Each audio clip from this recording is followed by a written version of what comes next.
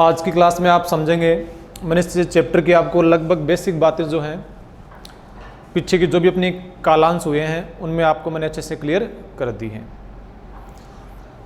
अब अपन नेक्स्ट ये last topic अपने समझ लिया था लास्ट कालांश में। अब जो आपको समझना है इस न्यू पार्टनर एडमिशन से रिलेटेड बोर्ड पेपर में आने वाले क्वेश्चन। ये चैप्टर 8 नंबर का है। 8 में से एक तो बड़ा क्वेश्चन 6 नंबर का फिक्स है, वो तो आएगा ही आएगा। बाकी 2 नंबर जितने भी टॉपिक आपने पढ़े हैं उनमें से कहीं से भी आ सकता है। इस बात का विशेष ध्यान रखें कि आपको 6 और 2 8 नंबर कैसे हासिल करने हैं वो आपको समझना है। तो देखो, अपन बुक का पहला क्वेश्चन लेते हैं। बुक, इस क्लास को समझने के लिए बुक ओपन रखें, बिना बुक के आप क्वेश्चन नहीं समझ पाएंगे।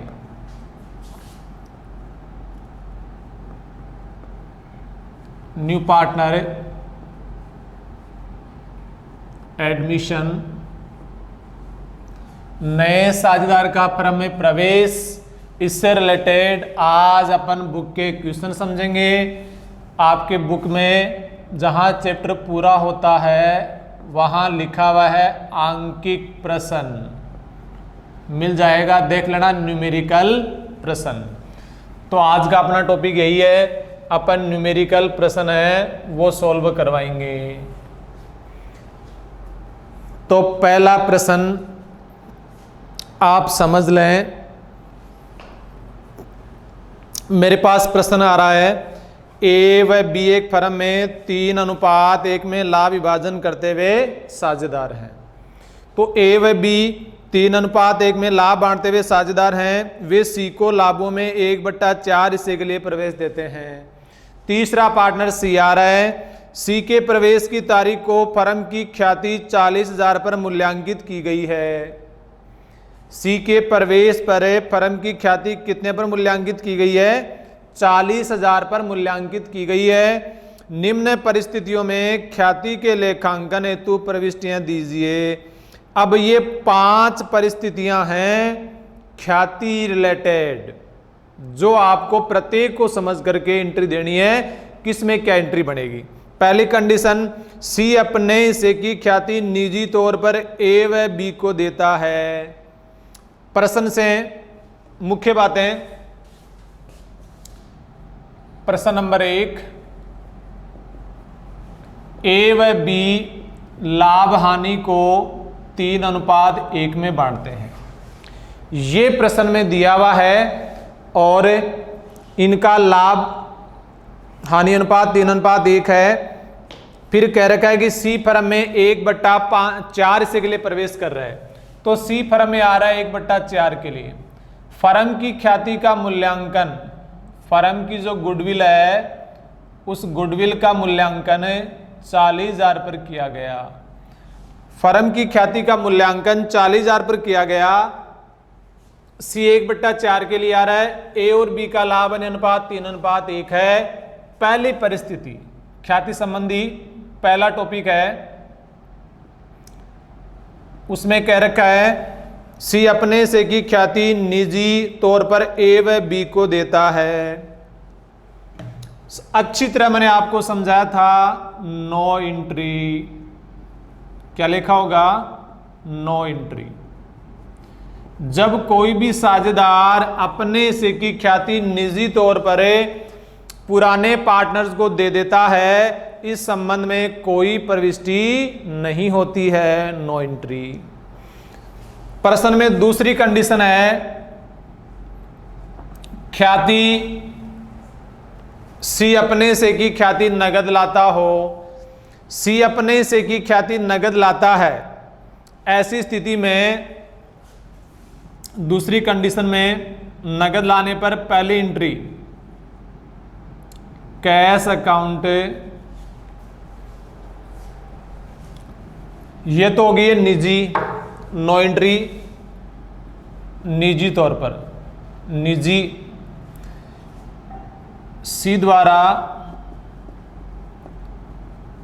ख्याति नगद भुगतान करने पर, सी द्वारा ख्याति नगद भुगतान। तो सी अपने हिस्से की ख्याति नगद भुगतान कर रहा है, तो पहली एंट्री बन जाएगी, ख्याति लाएगा कैश अकाउंट डीआर और to goodwill, cash account DR to goodwill account, being goodwill brought by C, goodwill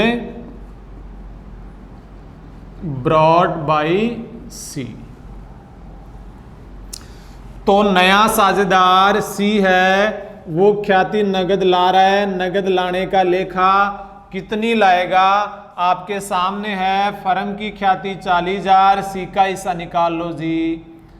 40,000 में सी का जो शेयर है वो 1/4 है, 10,000 रुपए।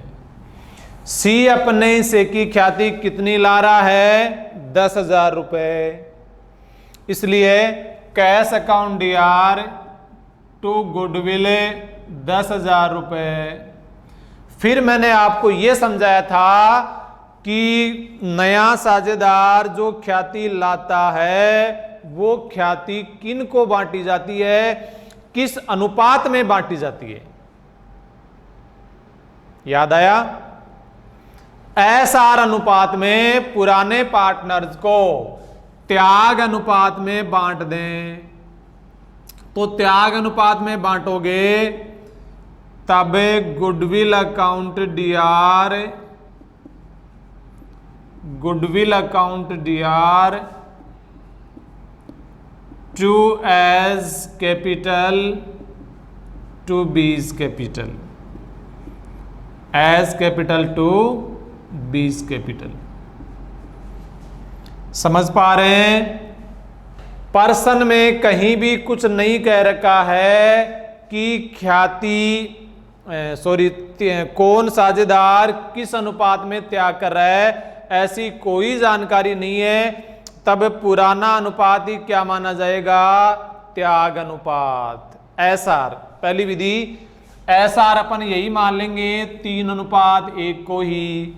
इसलिए 10,000 जो रुपए हैं वो 3:1 में बांट दें, 7500 और 2500, ये ख्याति का लाभ मिल गया, ये ख्याति का लाभ इनको मिल चुका है। चलें आगे, 2 कंडीशन समझा दी हैं। पर्सन में पुनः देखो तीसरी कंडीशन क्या है, सी अपने हिस्से की ख्याति नगद लेकर आता है, ए व बी अपने हिस्से की 1/2 ख्याति व्यवसाय से निकाल लेते हैं। बात सीधी सी है, ओ देखो नयो पार्टनर आ रहे हैं, सी ओ आपका हिस्सा की ख्याति नगद लिया हुआ है, और नगद लिया हुआ है जना पुराना पार्टनर जगह ही वह आपकी ख्याति आदि वापस निकाल ले हुए हैं। जना नगद लियाबा को जो लेको है वो तो अया ही हो C, cash account DR to goodwill account.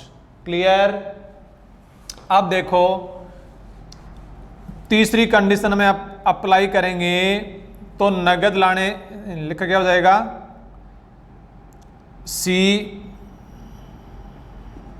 सी ख्याति की राशि,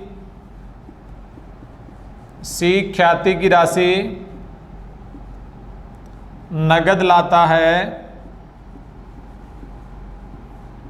वह ए व बी 1/2 ख्याति की राशि, 1/2 ख्याति की राशि निकाल लेते हैं, निकाल लेते हैं।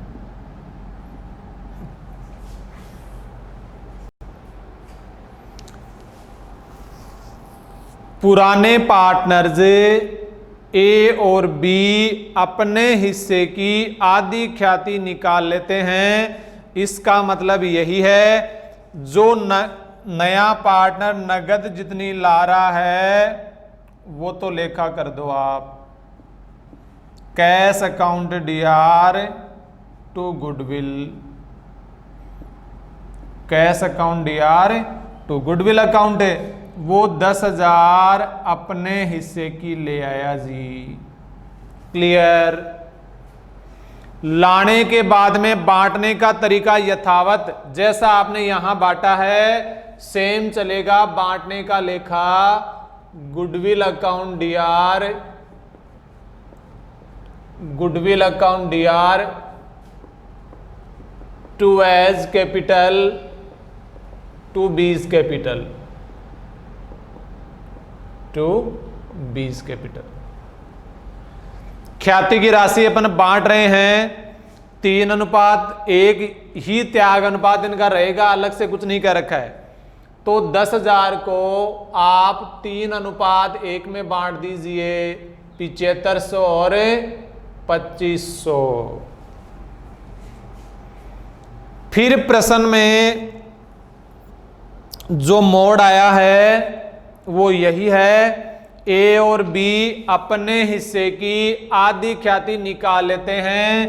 ए को मिली हुई है 7500, बी को मिली हुई है 2500, ये आधी निकाल लेते हैं। तो तीसरी एंट्री बन जाएगी A's capital account DR B's capital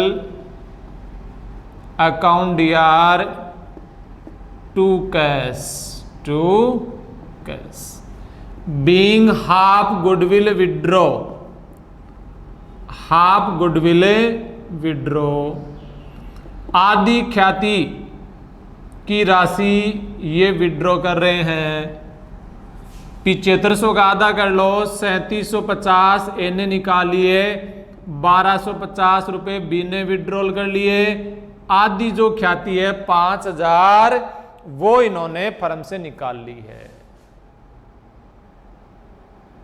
next इसी प्रश्न में आगे समझें। आगे आपको कह रखा है चौथी डी कंडीशन में सी अपने से की ख्याति में से 6000 नगद लेकर आता है। जो डी कंडीशन है अब उसको समझ लें।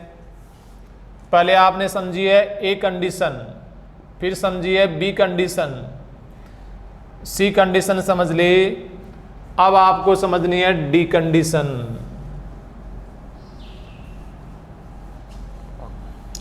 डी कंडीशन में क्या कह रखा है, सी अपने से की ख्याति 6000 रुपये नगद लाता है। देखिए बालको, डी सिचुएशन ये कह रही है सी अपने हिस्से की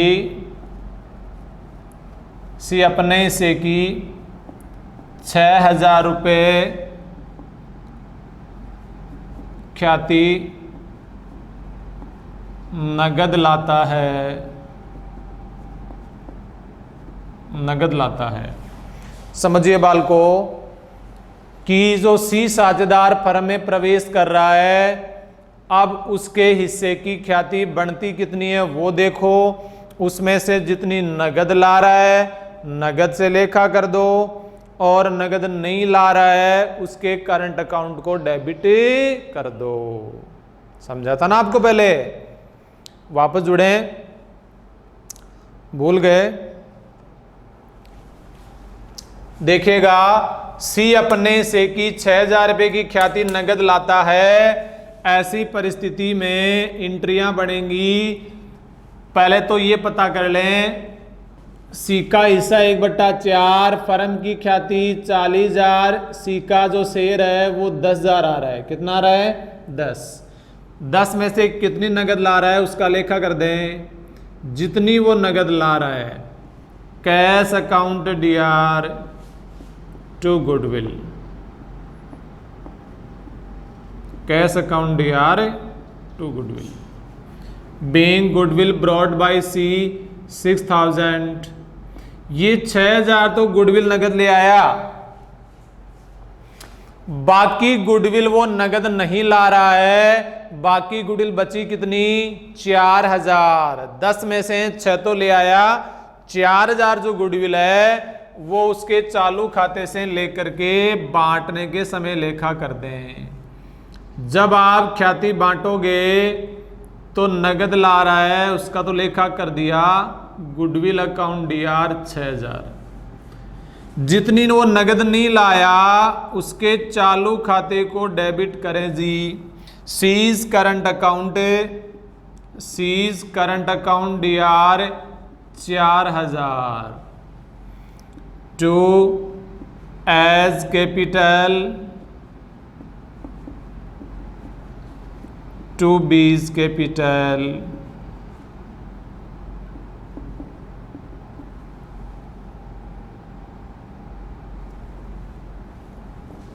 ध्यान दे बालको, जितनी वो नगद लाया है अपन ने नगद का लेखा कर दिया जी cash account DR to goodwill. बांटने की जब बात आती है तब गुडविल अकाउंट डीआर 6000 तो नगद है, जो नगद नहीं ला रहा है उसके करंट अकाउंट को डीआर कर दो, 10,000 ख्याति का लाभ पुराने पार्टनर्स को दे दो, वही त्याग अनुपात 3:1, 7500 और 2500।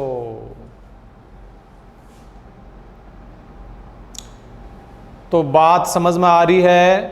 चौथी कंडीशन अपन कर चुके हैं। आओ प्रश्न में पांचवी कंडीशन क्या कह रही है प्रश्न में, सी अपने से की ख्याति नगद लेकर नहीं आता है। ये लो जी लास्ट कंडीशन है प्रश्न की, सी अपने से की ख्याति नगद लेकर नहीं आता है। तो सी अपने से की ख्याति नगद नहीं लाता है, टॉपिक से जुड़े मैंने आपको समझाया था पहले। सी अपने हिस्से की ख्याति नगद नहीं लाता है। सी अपने से की ख्याति नगद नहीं लाता है। तो सी अपने से की ख्याति नगद नहीं लाता है तो सीधी सी बात है नगद वाली एंट्री बनेगी नहीं।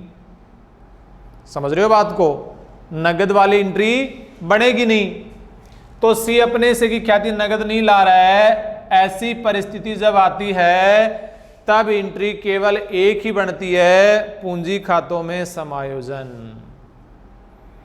जो नया पार्टनर है नगद नहीं ला रहा है उसके करंट अकाउंट को डेबिट कर दो, C's current account DR 10,000, C's current account DR 10,000 और पुराने पार्टनर्स में ये 10,000 त्याग अनुपात में बांट दीजिए, to A's capital to B's capital, A's capital to B's capital. तरीका वही रहेगा, त्याग अनुपात 3:1। क्लियर बालको, ये अपना पहला न्यूमेरिकल था। मैंने आपको जो गुडविल वाला टॉपिक समझाया था, अच्छे से आपको डिफाइन किया था। आज ये न्यूमेरिकल में लगभग कंडीशन आ चुकी हैं। आपको 6-7 कंडीशन समझाई थी, उनमें आपके 4 या 5 कंडीशन आ चुकी हैं। अब देखो नेक्स्ट क्वेश्चन निकालो बुक का। क्वेश्चन नंबर 2 है, ए और ब एक व्यवसाय के लाभों को 5-3 में बांटते हैं, वे सैको लाभ में 1/4 हिस्से के लिए शामिल करते हैं। ध्यान रहे ए और ब का पुराना अनुपात कितना है, 5:3। लाभ हानि को ये बांट रहे हैं 5:3 में, और सी फर्म में प्रवेश कर रहा है 1/4 के लिए। हाँ बालको, तो आंकिक क्वेश्चन में दूसरा है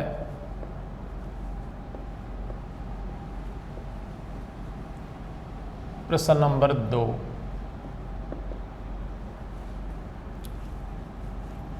ए और बी है, इनका अनुपात ध्यान में रखें। ए और बी लाभों को 5-3 में बांट रहे हैं। सी जो फर्म में आ रहा है वो 1/4 के लिए। आगे प्रश्न पढ़ें। आगे प्रश्न में ये कह रहा है ए तथा ब द्वारा बराबर दिया जाएगा त्याग अनुपात। ये भी आप दिमाग में नोटेड रखें। जो एस आर है वो दोनों का बराबर है जी, 1/1। से के प्रवेश के समय फर्म का चिट्ठा दिया हुआ है। लायबिलिटी साइड में ए और बी की पूंजी 50,000, 30,000, general reserve 16,000, creditor 14,000, employ provident fund 10,000। Assets में गुडविल आपको दी हुई है, मशीनरी, फर्नीचर, स्टॉक, डेटर्स और बैंक।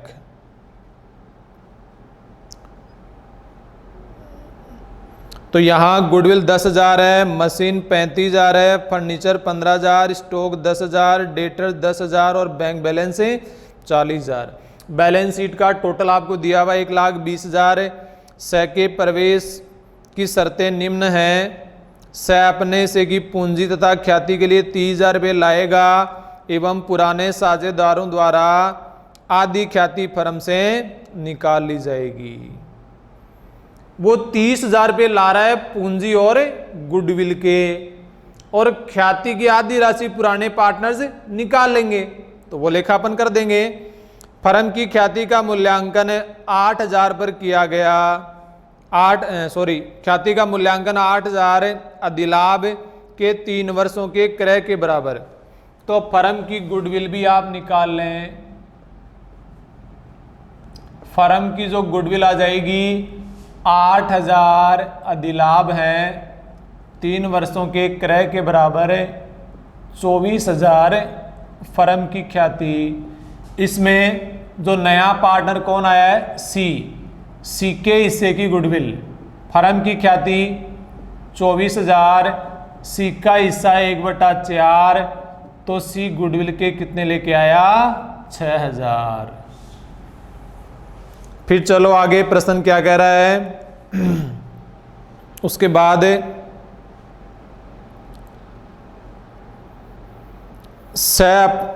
फर्म की ख्याति का मूल्यांकन हो ही गया। तीसरा समायोजन इसका है मशीन, फर्नीचर एवं स्टॉक का पुनर्मूल्यांकन 30,000, 12,000, 8,000 पर किया गया। रिवैल्यूएशन में आ जाएगा एक ग्राहक जिसका खाता डूबत मान लिया गया था, वह 1,200 देने के लिए सहमत हो जाता है। रिवैल्यूएशन में आएगा डूबा पैसा वापस आ रहा है, एक प्रकार से देनदार बढ़ रहे हैं।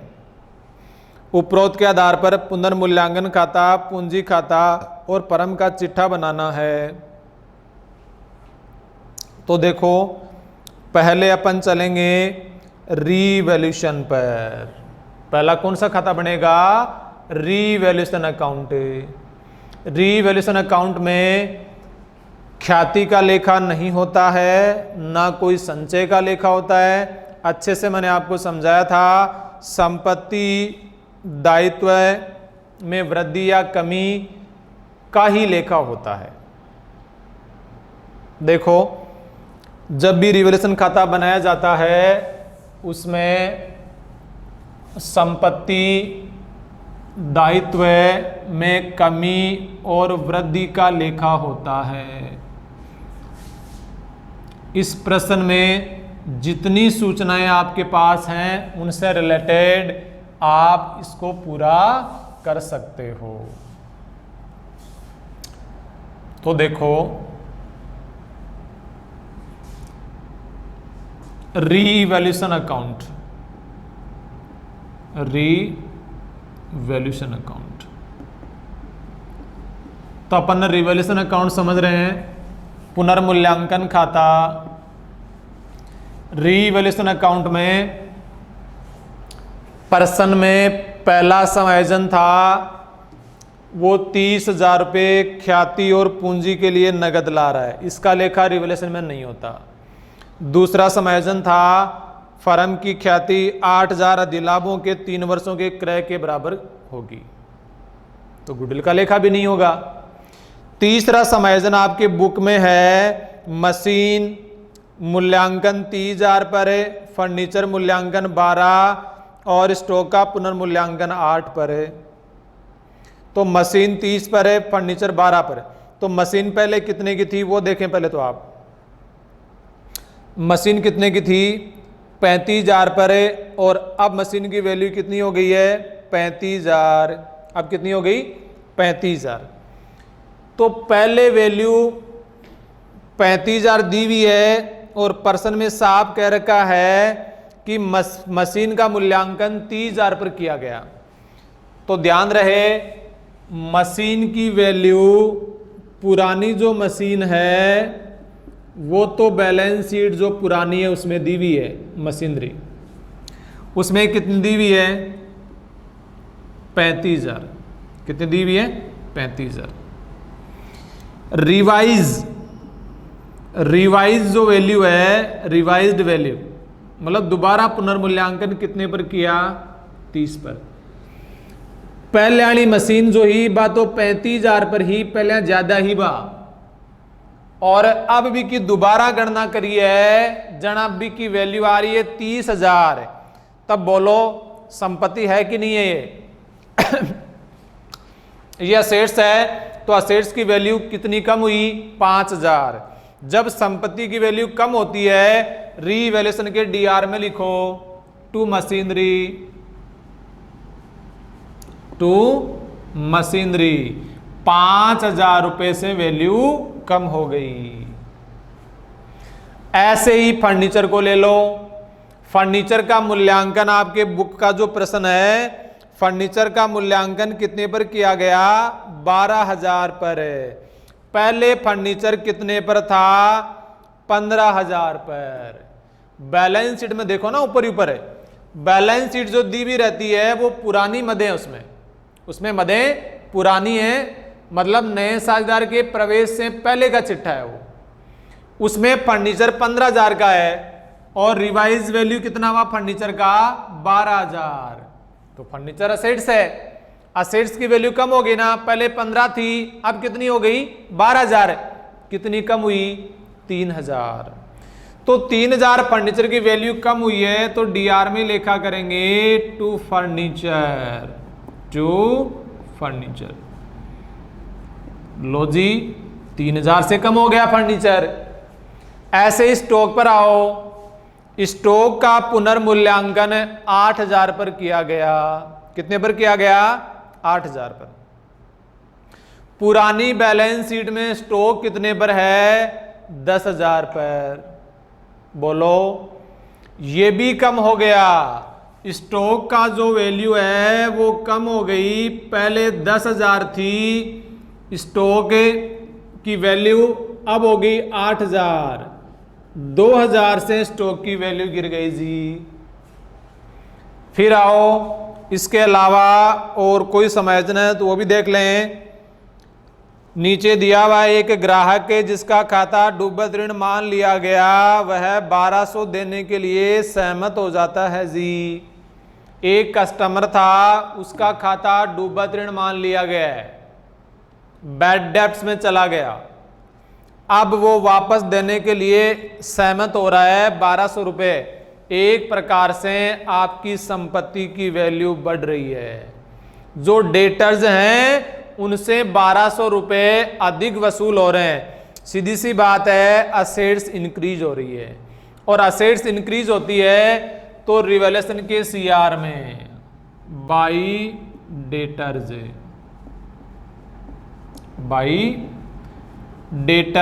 1200 रुपये इंक्रीज हो गए जी। बस पुनर्मूल्यांकन से संबंधित सूचनाएं आपके पास थी। समायोजन नंबर 3, समायोजन नंबर 4, वो मैंने लेखा कर दिया। इधर तीनों संपत्तियां कम हो रही थी डीआर में, इधर संपत्ति बढ़ रही है सीआर में। अब इसका सार देख लो, प्रॉफिट हो रहा है कि लॉस हो रहा है? लॉस ही हो रहा है, क्योंकि डीआर ज्यादा है। और डीआर कितना ज्यादा है वो आप देख लीजिए, 10,000।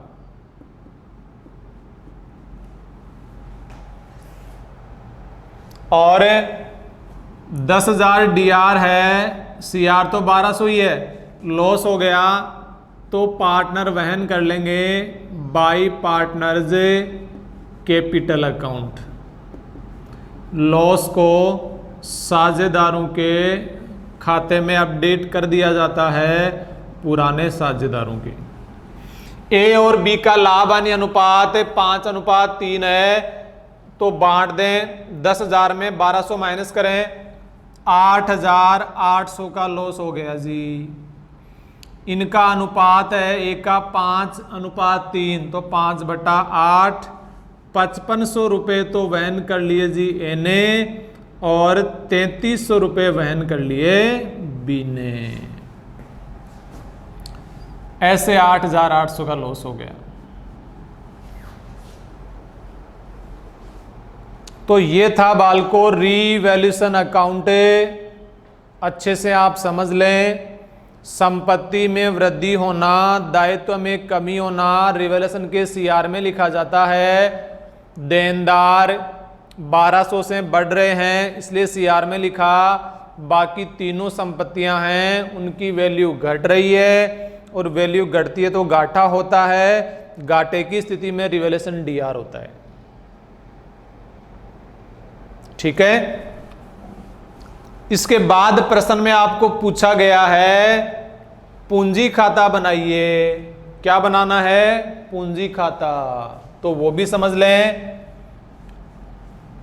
मैंने ऑफलाइन क्लासों में आपको बेसिक पहला चैप्टर अच्छे से समझा दिया था, पूंजी खाता। अब आप दूसरे प्रश्न के संदर्भ में, दूसरे पार्ट के संदर्भ में उस पूंजी खाते को कैसे मेंटेन करते हैं वो भी आज आप समझ लीजिए।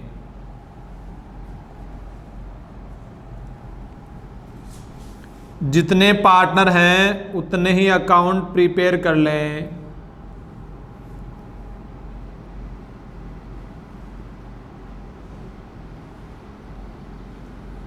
पुराने 2 पार्टनर हैं, एक नया आ गया, उसका भी खाता बन जाएगा।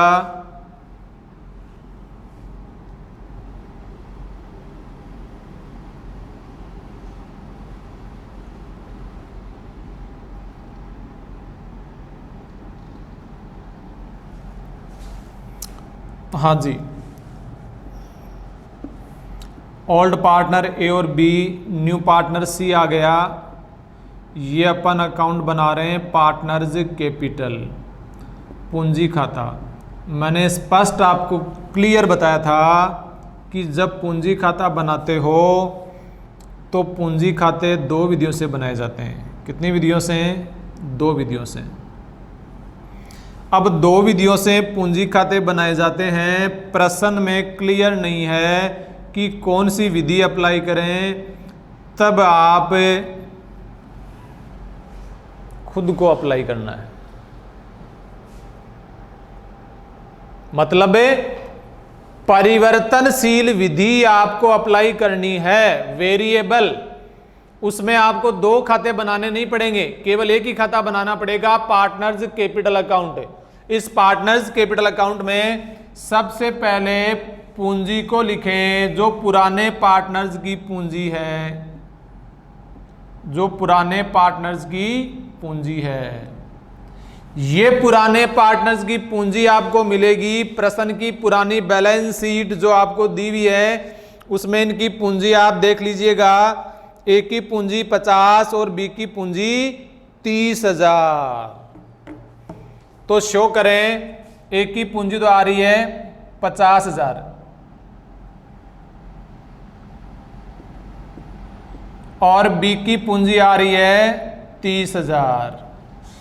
ये इनकी पुरानी पूंजी का लेखा कर दिया। इसके बाद आपको समझना है कि पुराना ख्याति खाता यदि खुला हुआ है, पहला काम आपका यही है, उसको आप बंद कर दें। तो गुडविल खाता खुला हुआ है जी 10,000 से। हमेशा याद रखें, शायद मैंने अकाउंटिंग ऑफ गुडविल जब आपको समझाया था उस समय मिस कर दिया था। अब आप न्यूमेरिकल में समझ लें कि जब कोई भी कंडीशन होती है ख्याति की, यदि ख्याति खाता खुला हुआ है तो हर हाल में आपको बंद करना होगा। इसी प्रश्न में 10,000 ख्याति खाता खुला हुआ है, तो खुला हुआ है असेट साइड में बंद करेंगे, डेबिट साइड में लेखा हो जाएगा old partners capital account DR to goodwill, old partners capital account DR to goodwill बंद कर दें पुराने पार्टनर्स में, पुराने अनुपात में।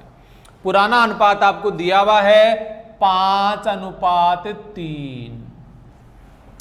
10,000 ख्याति फर्म की है जो खुली हुई है, उसको आपको बंद करना है 5:3 में, 5/8। तो 25, 1250, 6,250 और 3,750। ये लो जी बाल को। तो अपन बंद करेंगे 6,250 और 3,750। ये पुराना ख्याति खाता बंद हो गया जी। पुराना ख्याति खाता बंद होता है तब एंट्री बनती है A's capital account DR, 20 capital account DR to goodwill, to goodwill. अरे गुडविल का बैलेंस डीआर होता है क्योंकि गुडविल इंटेंजिबल असेट्स होती है, इंटेंजिबल असेट्स होती है, तो गुडविल का बैलेंस डीआर होता है। जब उसको बंद करना है तब गुडविल क्या हो जाएगी, सीआर। तब गुडविल क्या हो जाएगी, सीआर। यही तो यहां पर आपने पोस्टिंग की है। ये तो पार्टनर है दोनों, और पार्टनर खाता ये अपन बना रहे हैं, पार्टनर्स कैपिटल अकाउंट ही आप प्रिपेयर कर रहे हैं।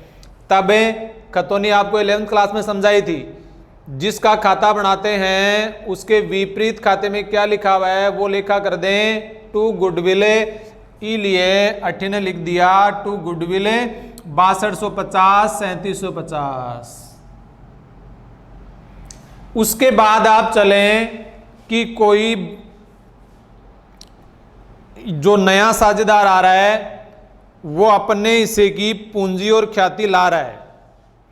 नया साझेदार अपने हिस्से की पूंजी कितनी ला रहा है, प्रश्न में क्लियर है। सह अपने हिस्से की पूंजी और ख्याति के लिए 30,000 रुपये ला रहा है जी। कितने ला रहा है, 30,000।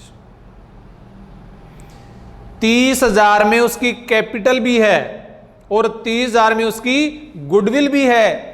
तब आपको समझना होगा कि गुडविल में उसका हिस्सा कितना आया था, 6,000।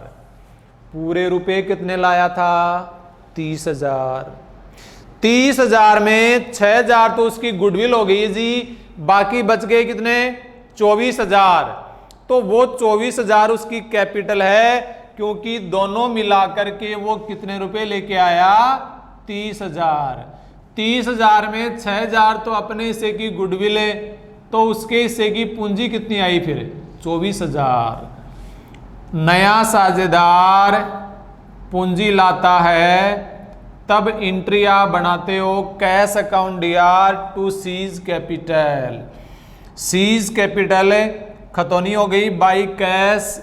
ये 24,000 रुपये ले आया जी। कितने रुपए ले आया, 24,000।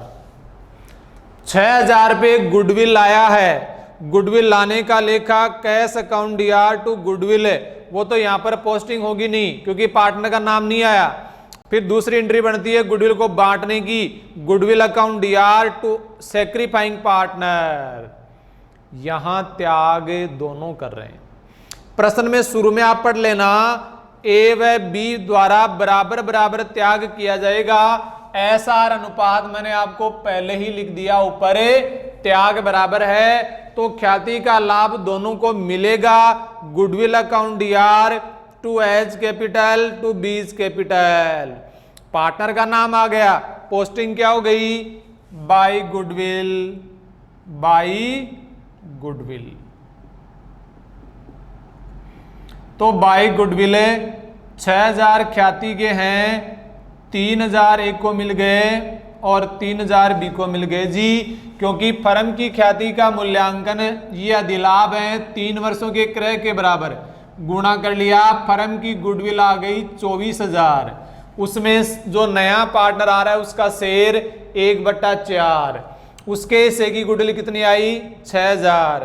तो 6000 गुडविल ए और बी दोनों को बराबर बराबर बांट दी है, क्योंकि ख्याति त्याग अनुपात में बांटी जाती है। त्याग अनुपात आपको दिया हुआ है 1:1। फिर प्रश्न में ख्याति के बारे में एक उल्लेख ये भी था, अपने हिस्से की आधी ख्याति फर्म से निकाल लेते हैं जी। अपने हिस्से की ख्याति निकाल लेते हैं। आज की मिलेडी ख्याति है, इन्हें निकालेंगे वे 3-3000 मिलेड़ा ही तो 1500 निकाल ले सी। ख्याति निकाले जना एंट्री था ना बेरो है, समझाई ही। Old partners capital account DR to cash, old का मतलब एसआर करने वाले, A's capital account DR, B's capital account DR to cash. तो यहां लिखा हो जाएगा टू कैश, टू कैश। 1500 इन्हें निकाल लिए और 1500 ही बी ने निकाल लिए। क्लियर? फिर समझें। उसके बाद आ जाओ जी, पुरानी बैलेंस शीट में पहला समायोजन तो आपने कर ही लिया सूचनाओं में, दूसरा समायोजन हो गया, तीसरा और चौथा समायोजन हो गया। समायोजन तो पूरे हो चुके हैं। अब पुरानी बैलेंस शीट में आओ, कोई रिजर्व है, अनडिवाइडेड प्रॉफिट या लॉस है, उसका लेखा करेंगे। जनरल रिजर्व 16,000 आपको दिया हुआ है। कितना दिया हुआ है? 16,000। तो जनरल रिजर्व है, जब नया पार्टनर आ जाता है तो पुराने पार्टनर्स का ही वो लाभ का भाग है, वो पुराने पार्टनर्स अपने लाभ हानि अनुपात में बांट लेंगे। इसलिए जनरल रिजर्व खाता बंद कर दो, बाय जनरल रिजर्व अकाउंट। 16,000 को बांटो जी पुराने अनुपात में। बैलेंस शीट की कोई भी मद होती है उसको पुराने अनुपात में ही बांटा जाता है। 5:3 में बांट दें, 10,000 और 6,000। 16,000 को बांट दिया है। जनरल रिजर्व लाइब्रेरीज में दिया हुआ है, उसको बांट दिया है जी। उसके बाद अब आप कहोगे कि इधर ही क्यों लिखा, इधर क्यों नहीं लिखा। यह बात अच्छा सु समझाई है, और पाछे वीडियो देख लीजिए, क्लास मिल जाएगी आपको। इसके अलावा प्रश्न में कोई सूचना नहीं है। अब आपको लेखा करना है रिवैल्यूएशन का, लाभ या हानि का। तो रिवैल्यूएशन खाते से लाभ नहीं हो रहा है, हानि हो रही है। 8,800 की हानि को अपन लिखते हैं A's capital account DR, 20 capital account DR to revaluation. तो पोस्टिंग क्या हो जाएगी? To revaluation, revaluation. 8,800 बांटे थे, 5500 और 3300। ये लो विद्यार्थियों, पूंजी खाता अपन बना चुके हैं। पूंजी का बैलेंस अपने को निकालना है।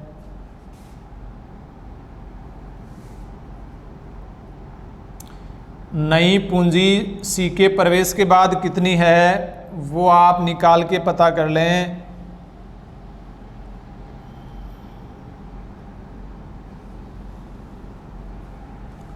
इधर का टोटल करें 63,000। एक की पूंजी का योग बी की पूंजी का हो गया 39,000, सी का हो गया जी 24,000, ए की टोटल कैपिटल 63,000,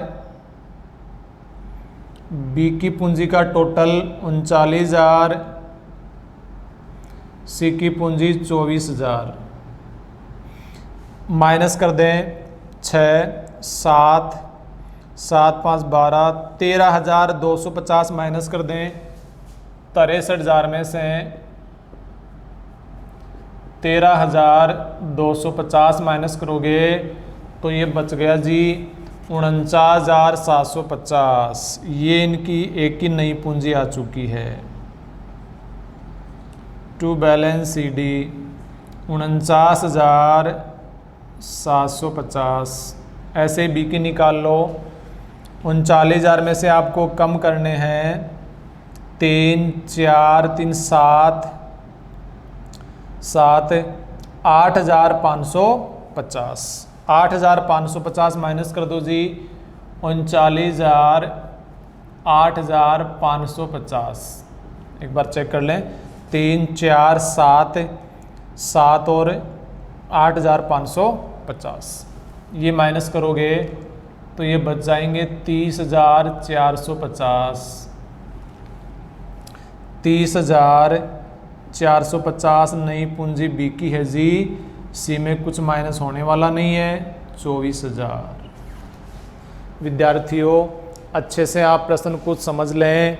अभी अपन ने 2 अकाउंट प्रिपेयर किए हैं, रीवैल्यूएशन अकाउंट और पार्टनर्स कैपिटल अकाउंट। यह आपके बोर्ड पेपर में 6 नंबर का प्रश्न आता है। समायोजन भी समझने हैं। 2 नंबर का ये रहेगा, 2 नंबर का पार्टनर्स कैपिटल और 2 नंबर की ही बैलेंस शीट। आज अपन इस क्लास में ये समझ पाए, पहला न्यूमेरिकल क्वेश्चन आपको समझा दिया, दूसरे न्यूमेरिकल क्वेश्चन में रिवैल्यूएशन खाता और पूंजी खाता। बाकी बैलेंस शीट और आगे के प्रश्न जो हैं वो नेक्स्ट क्लास में।